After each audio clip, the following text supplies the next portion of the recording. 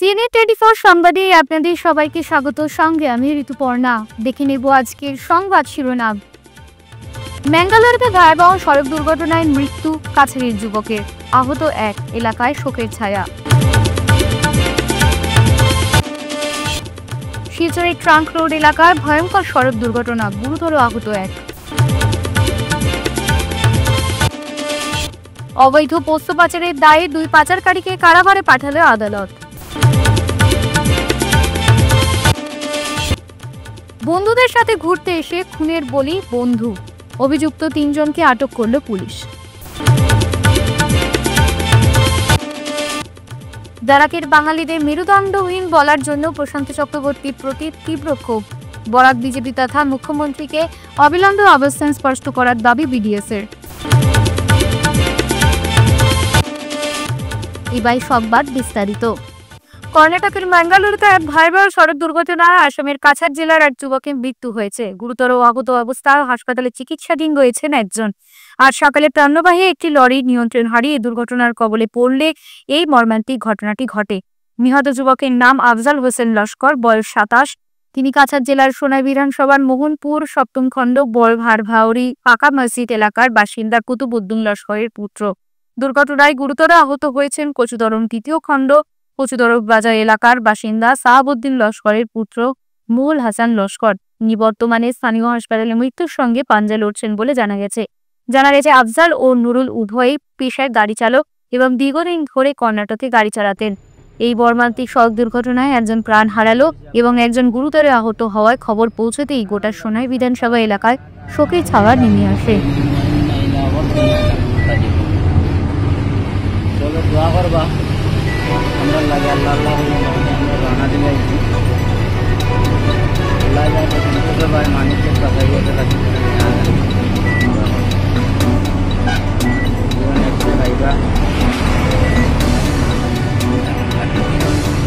ಆಯನ್ तो ಮೆಸೇಜ್ ಕಳಿ ಸರ್ ವಾಟ್ಸ್ಆಪ್ ನಲ್ಲಿ ನಿಮಗೆ ಗಾಡಿದು ಇದು ಕಳಿಸ್ತೀನಿ ನಾನು.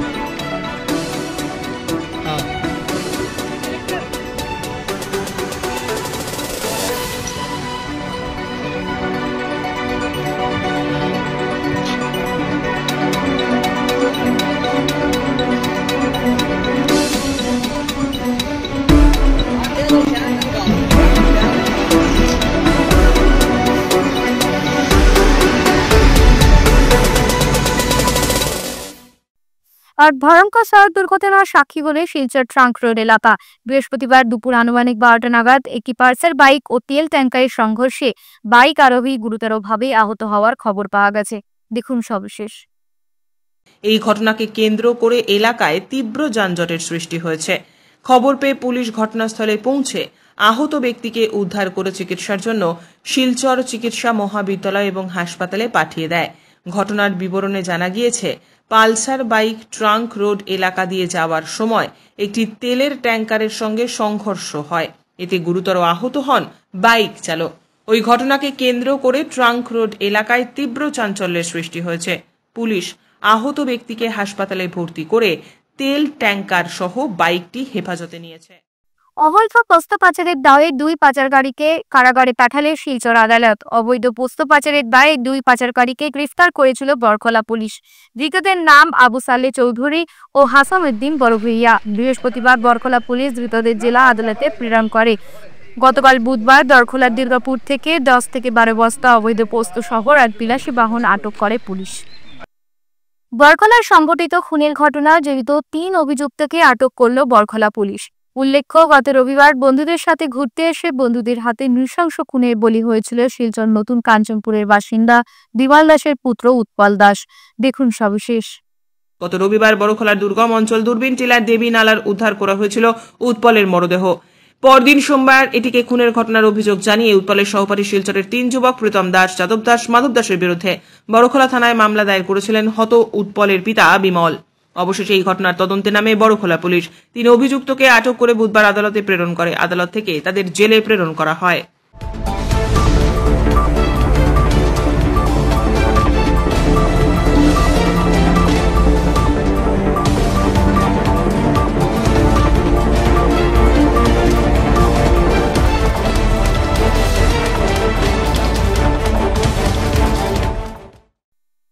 আসাম বিশ্ববিদ্যালয় বিতর্কের পরিপ্রেক্ষিতে ভুল স্বীকার দা ক্ষমা চাইবার পরিবর্তে বরাকবাসীকে মেরুদণ্ডহীন বেড়াকি দাহালি অভিযোগ দিয়ে উখার উপত্যকার সমন্বয়ের অন্তরায় বলে দোষী সাব্যস্ত করেছেন বিতর্কিত অধ্যাপক প্রশান্ত চক্রবর্তী।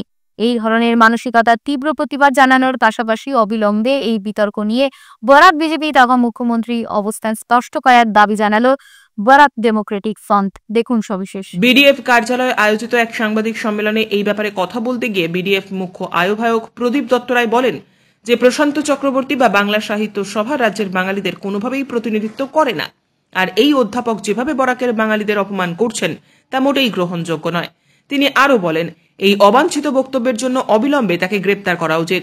প্রদীপ দত্ত রায় বলেন যে অতীতে বাঙালি হিন্দু মুসলিমদের মধ্যে যেভাবে বিভাজনের বিভিন্ন ছক কষা হয়েছে, তেমনি এখন রাজ্যের বাঙালি হিন্দুদের মধ্যে সুকৌশলে বিভাজনের চেষ্টা চলছে এবং তাতে মদত দিচ্ছে ব্রহ্মপুত্র উপত্যকার কিছু বুদ্ধিজীবী ও বরাক উপত্যকার কিছু রাজাকার বাঙালি।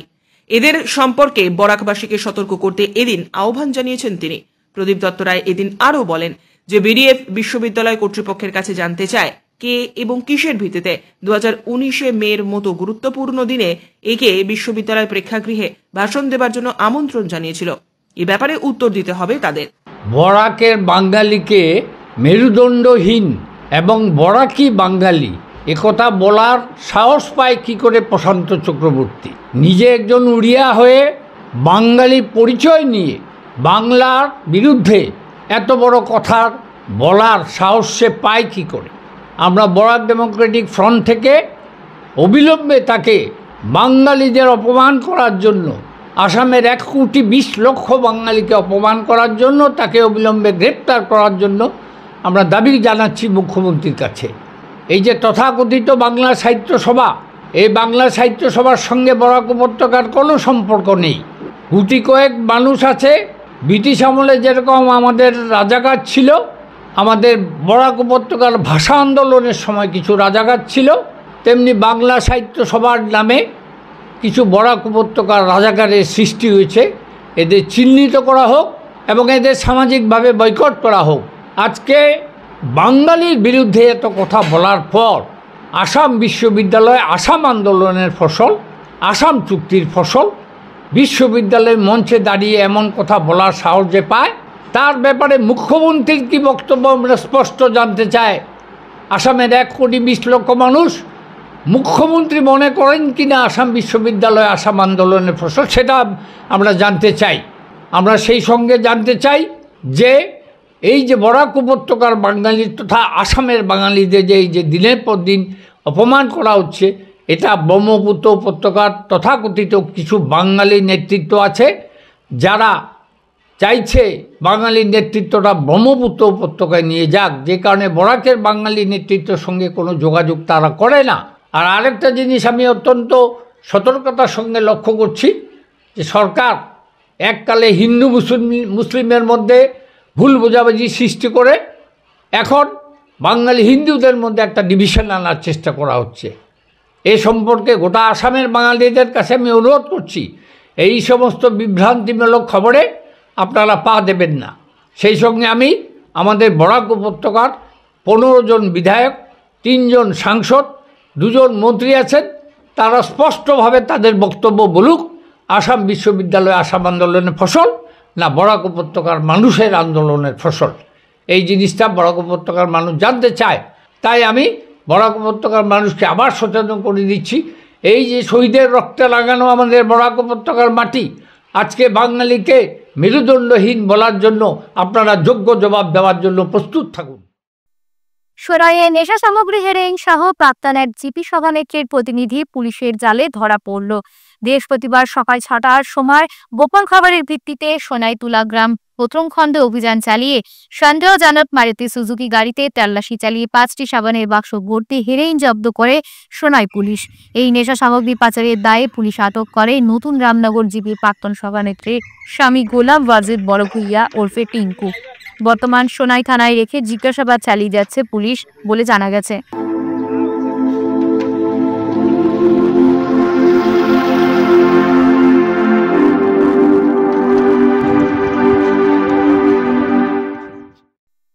ফিরছে বিরতির পর সঙ্গে থাকুন।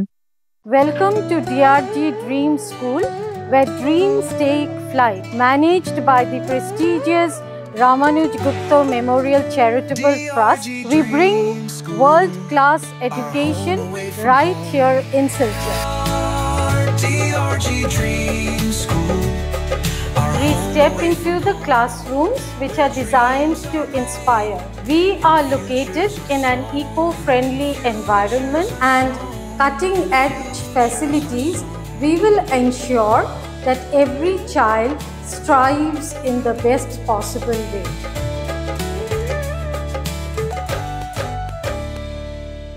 At DRG Dream School, where dreams take flight, we don't just teach, we shape the future.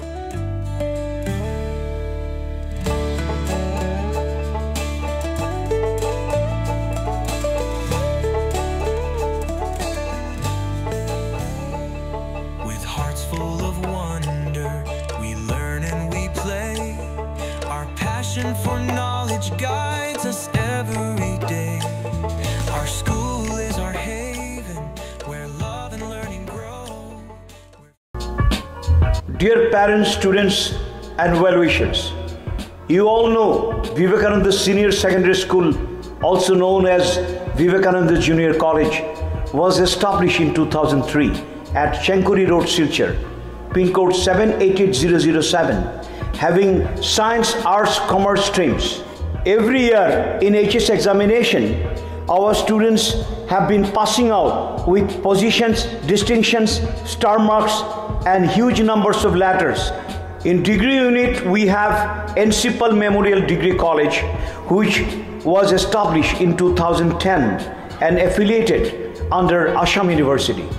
Both of our institutions have been guided gracefully by the experienced and qualified faculties in well-infrastructure, environmental-friendly institution. Grace well hospital, Meherpur, Silchar. এখানে আপনারা পাবেন dialysis, endoscopy, sonography, echocardiography, এক্স-রের মতো বিশেষ সুবিধে। উন্নত মানের ডাক্তারি পরিষেবার পাশাপাশি পাবেন আইসিইউ, এনআইসিইউ, ইনডোর, আউটডোর এবং যে কোনো রকম সার্জারি অত্যন্ত সুলভ মূল্যে এবং অত্যাধুনিক মানের। গ্রেস ওয়েল হসপিটাল বিভিন্ন ধরনের চিকিৎসা পরিষেবার পাশাপাশি এখানে আপনারা পাবেন বন্ধ্যাত্ব কাটিয়ে মাতৃত্ব এবং পিতৃত্বের আশ্বাস। আপনার সুস্থ জীবনের লক্ষ্যে সর্বদা কাজ করে চলেছে গ্রেস ওয়েল হসপিটালের সদস্যবৃন্দ। ঠিকানা grace well hospital, Meherpur, Silchar 788015। আপনার সুস্থ এবং মঙ্গলময় জীবন কামনা করি আমরা। Grace well hospital. ফিরে এলাম বিয়েটির ধারক নালা প্রকল্পের কাজে জমি অধিগ্রহণ প্রক্রিয়ার ব্যাপক অনিয়ম ও সহজ সরল জনগণকে ঠকানোর চক্রান্ত চলছে বলে চাঞ্চল্যকর অভিযোগ তুলে এদের অধিকার রক্ষার বৃহত্তর আন্দোলনের হুঙ্কার দিলেন শালচাপড়ার লোকজন। এই এলাকার মিনহাস উদ্দিন বরেকুইয়া, নূর জামাল লস্কর, রণজিৎ দে, ইনামউদ্দিন লস্কর, সন্তোষ কুমার দাস সহ অন্যান্যরা সংবাদ মাধ্যমের সামনে সংকটের কথা তুলে ধরে ক্ষোভ প্রকাশ করেন। তাদের অভিযোগ, সংশ্লিষ্ট বিভাগের জমি জরিপ প্রক্রিয়ার কাজে মোটেই সন্তুষ্ট নন তারা। জরিপে নিযুক্ত আধিকারিকরা স্বচ্ছ ও সাধু পান্থায় মোটেই এই প্রক্রিয়ায় কর্তব্য পালন করছেন না। আমাদের শালচাপড়ার এলাকার জায়গা সব একোয়ার করছে, একোয়ার করার সময় মাপজুক করছে তারা এলাকার ডিপার্টমেন্টের মানুষ আমরা কোনো মানুষ জানাইছে না, বলছেও না। আমরা কোনো কথা তারা জানতে চাইলে তারা কথা বুঝায়ও না, খুঁজছো না। তারা মর্জি মতো মাফিয়া নিচ্ছে, তারা সম্পর্কে আমরা তারা ভারত মালার যে ডিপার্টমেন্টের রাইত নিকিতে নি আমরা ওই হিসাবে তারা মন মর্জি মতো কাম করতো। তারা যেন আইয়া যেন মাপজুক করতো, আমরা একটা পারমিশন লইতো, আমরা জানাইতো, জানকারি দিয়া আমরা তারা বইয়া সুযোগ সুবিধা মতো বুঝতো যে তোমরা জায়গা কতটুকু নিয়া না নিয়া, তোমরা কোনটা কয়তলা বিল্ডিং আছে, একতলা আছে না দুইতলা, এক ঘর আছে না তিন ঘর আছে, তোমরা কীরকম ভ্যালুয়েশন চলে না চলে। এর কমার্শিয়াল জায়গায় তারা খাইগুড়া কইয়া তারা 100 টাকার মালটে 1 টাকা দেয়, কত 1 টাকা দিলে কিন্তু কাম চলবো না। এরকম 100 টাকা ঘোরা লাগবো, নাইলে আমরা যতটুকু করালে করবো। আমরা কোনো তোর ভিক্ষা লইতাম না, আমরা হক নিত সরকারে, আমরা পয়সা ওরকম দিতে লাগবে। আমরা এরকম পয়সা না দিলে আমরা জান লাগে, জান দেখবো কোনো আমরা দিতেও দিতাম না। পার্ট 1 এর বাসিন্দা। আমরা শালচাপড়াতে প্রথম যে সময় সার্ভে আরম্ভ হয়েছিল, কিসের সার্ভে? মানে ইয়ের যেটা ভারতমালা 4 লাইনে, তো পাটোয়ারি আইসে তারা সার্ভে করছে, মাপ মেজারমেন্ট করছে, করার পরে আমরা তারা জিজ্ঞাসি যে আপনারা একোয়ারটা কতটুকু, তো তারা আমরা কোনো সদুত্তর দিছে না, তো যেটা একোয়ার যেটা আছে এটা আমরা দেখবো, আপনারা এটা দেখান না। তো কইয়া তারা আমরা তো হিসাব মতে পুরানা আমরা যে দলিল মতে বা আমরা নকশা মতে যেটা 54 ফুট রোডের মিডিল থেকে 54 ফুট পায়, তখন তারা এটা 75 ফুট ধরিয়ে রাখছে। তো 75 ফুট ধরার পরে আমরা গিয়া প্রশাসনকে জিগাইলাম, ডিসি মহোদয়ের কাছে গেলাম, জিগাইলাম, তারা কইল না যেটা তো একবার করা হয়েছে এটাই আমরা খাস করা হয়েছে।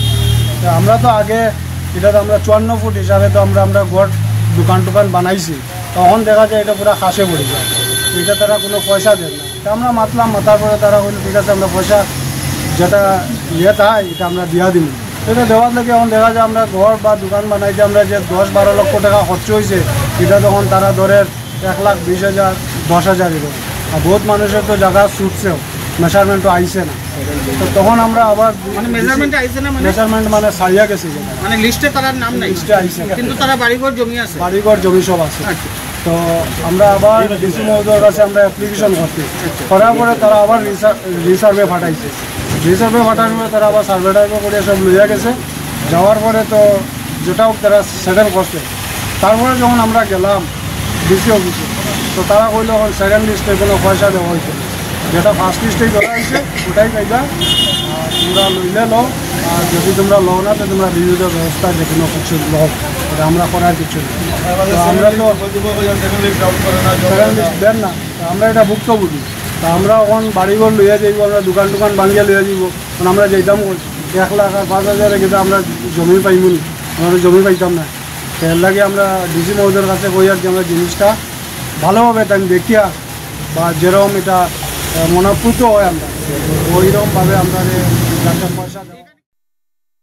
অন্যান্য প্রকল্পে অনিয়মের অভিযোগে উত্তাল ডিগাবর চা বাগান। 125 নম্বর বুথ সভাপতির অপসারণের দাবি গ্রামবাসীদের।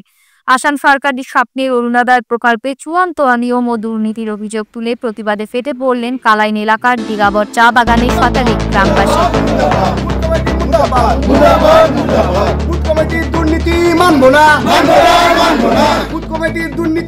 অভিযোগের মূল কেন্দ্রবিন্দুতে রয়েছেন 125 নম্বর বুথ সভাপতি গোলাপ কেউজ। স্থানীয়দের অভিযোগ, প্রকৃত হিতাধিকারীরা দীর্ঘদিন ধরে এই সরকারি প্রকল্প থেকে বঞ্চিত হয়ে আসছে। কয়বার করি আমরা দেই, আমরা কয় যে জেরক্স করিয়া করিয়া কাগজ দে, বা জেরক্স করা তো আলাদা পয়সা, তারে আবার দেওয়া লাগে পয়সা, 20 টাকা 30 টাকা করে তারে দেই, কিন্তু আমরা কাগজের এখনও কিচ্ছু আইছে না। হয়তো গোলাপে দিই, গোলাপে দুয়ার কিচ্ছু পাইছি না আজ পর্যন্ত, আমরা এক গুড়ি তো অরুণোদয় পাই না, না আগেও পাইতাম না, আমরা মূলেই পাই না, কিচ্ছু পাই না সরকারি, সিরিয়াল রেশন কার্ড আছে আর কিছু নাই।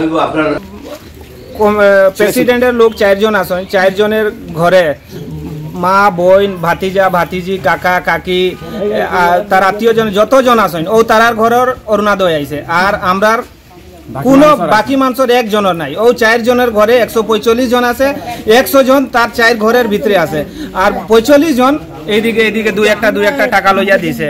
যেমন কইছে না এখন যে একজনের 10 বছর ধরিয়া বুস্টার লিস্টের নামও নাই, তারও আইছে অরুণোদয় লিস্টের নাম, তো কি লাইলো এটা টাকা লইয়া আইছে।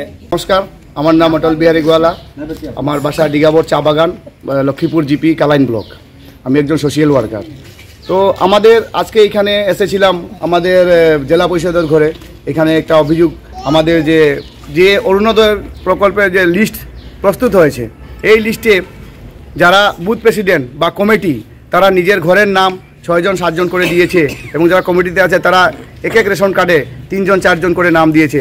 এমন দুর্নীতি করেছে ওরা, কি মানুষ যে সময় জিজ্ঞাসা করেছেন যে আমাদের নাম নেই কেন, বা আমরা আগে পেতাম, ওরা বলেছেন যে আগে আমরা আমাদের ঘরের মানুষের নাম দেখব, আমাদের যারা মানে রিলেটিভ আছে তাদের নাম দেখব, তারপরে আমরা গ্রামবাসীর নাম দেখব। তো এইরকম ওরা দুর্নীতি করছে। আবার তারা কি করে, এখন যে ফর্ম ফিল আপ করা হয় এটার মধ্যে 120 টাকা করে নেয়, বুথ প্রেসিডেন্ট 100 টাকা করে নেয়, এবং যার তার ভাইয়ের বউ লেখে 20 টাকা করে। এটা অভিযোগ আমার এখানে অনেক আসেছে। আমি বলেছি এটা আমরা ডিস্ট্রিক্ট প্রেসিডেন্টে জানাবো এবং আমরা মণ্ডলে জানাবো, এই রকমের দুর্নীতি চলছে। বছরে 3-4 বার টাকা কালেকশন করে এই বুথ প্রেসিডেন্টে। আমি বৃদ্ধ ভাতায় নাম ঢুকিয়ে দেবো, বিধবা ভাতায় নাম ঢুকিয়ে দেবো, ঘরে নাম ঢুকিয়ে দেবো, 300, 400, 500 টাকা মানে যার এখান থেকে যত কালেকশন করে। তারপরে কি করে এগুলা নিয়ে নিজের ঘরে ঢেলে রেখে দেয়, কোনো কাজ করে না। যে কোনো কিছু আসলে আগে তার ঘর, তার পরিবারের লোক, তার যারা আত্মীয় স্বজন তার নাম, তারপরে গ্রামের মানুষের নাম। এখন কি করেছে, নিজেও মানে স্বীকার করেছে যে 145 জনের নাম এসেছে, কিন্তু জেরক্স কপি নিয়ে এখন ওই 100 টাকা করে কালেকশন করছে। কারণ 145 জনের নাম শেষ হয়ে গেছে, জমা পড়ে গেছে অলরেডি।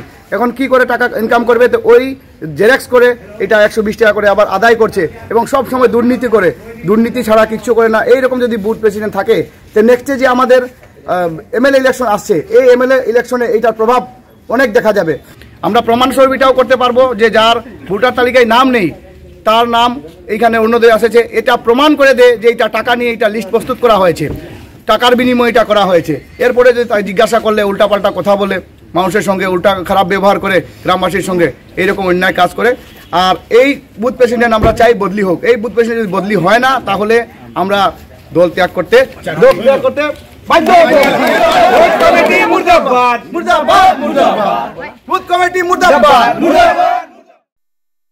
কাছাড়ে 2.54 কোটি টাকার 512 গ্রাম হেরোইন জব্দ, গ্রেফতার 4। কাছাড়ে মাদক পাচারকারীদের বিরুদ্ধে পুলিশের অভিযান অব্যাহত। কাছাড়ে পুলিশ সুপার নোমার মাহাতার নেতৃত্বে 3টি পৃথক অভিযানে কাছাড় পুলিশ 2.56 কোটি টাকার 512 গ্রাম হেরোইন জব্দ করেছে এবং 4 জন পাচারকারীকে গ্রেফতার করেছে। সরকারি নীতিমালাকে বেগদঙ্গলে দেখিয়ে এবার এক অদ্ভুত ও দুর্ভাগ্যজনক অনিয়মের ছবি উঠে এলো কাছাড় জেলার কাটিগড়া এলাকা থেকে। শুধু অসহায় দরিদ্র পরিবারই নয়, বরং অরুণোদয় প্রকল্পে হিতাধিকারী তালিকা থেকে বাদ পড়েছেন এক বিশেষভাবে সক্ষম ব্যক্তিও। অভিযোগ উঠছে, একসঙ্গে 2টি সরকারি প্রকল্পের তালিকা থেকে নাম কেটে দেওয়া হয়েছে ওই ব্যক্তির। শুধু অরুণোদয় প্রকল্প থেকেই নয়, আরও একটি প্রকল্প থেকেও তাকে বঞ্চিত করা হয়েছে। অরুণোদয় তালিকায় নাম না থাকায় প্রকৃতপক্ষে এই ঘটনা সরকারি গাইডলাইনকে সম্পূর্ণরূপে উপেক্ষা করার দৃষ্টান্ত। আমি হ্যান্ডিক্যাপ পেনশন পাইতাম না, কিন্তু হ্যান্ডিক্যাপ পেনশন পাইতাম না, আমি ভাবছি অরুণোদয়ে আমি আমার জানটা বাঁচবো। এর পরে দেখছি এখন দেখছি আমার যে হ্যান্ডিক্যাপ পেনশনটা আমার বন্ধ করলো বা অরুণোদয় বন্ধ করলো। এটার কারণটা পিছিয়ে বুঝলাম না যে বিজেপি সংগঠনে আমি বিজেপি, এজিপি হোক, কংগ্রেস হোক, যেসা হোক, তারারে আমি সমর্থন করি। আমি যে টাকা পাই আমি গরিব মানুষ বাঁচতাম। আমি পড়াশোনা করছি, আমি চাকরি পাইছি না, এটা হইল গিয়া বেলেগ কথা। হেমন্ত স্যারকে আমি ধন্যবাদ জানাই যে আমারে যে দিতা, তাই আমার যে পেনশনটা দিতা, যে অরুণোদয় দিতা, এখন অরুণোদয় পাই না। এটা হইল গিয়া তারার বেলেগ কথা। কোন দিকে খেয়ে খারা খাটছে এটা তো তারা জানে, তারা বিজেপি সংগঠনে জানে। এখন বিজেপি সংগঠনের লগে গিয়া আমি তো ডেইলি পারতাম না, আমি ল্যাংরা মানুষ, আমি আটিয়া ডেইলি যেতে পারতাম না। হ্যান্ডিক্যাপ পারসন, এরপরে হ্যান্ডিক্যাপ পারসন একবারে পুরো আমার একটা ট্যাং নাই, আমি লাঠি দিয়ে আটতে লাগে, একটা ট্যাং নাই।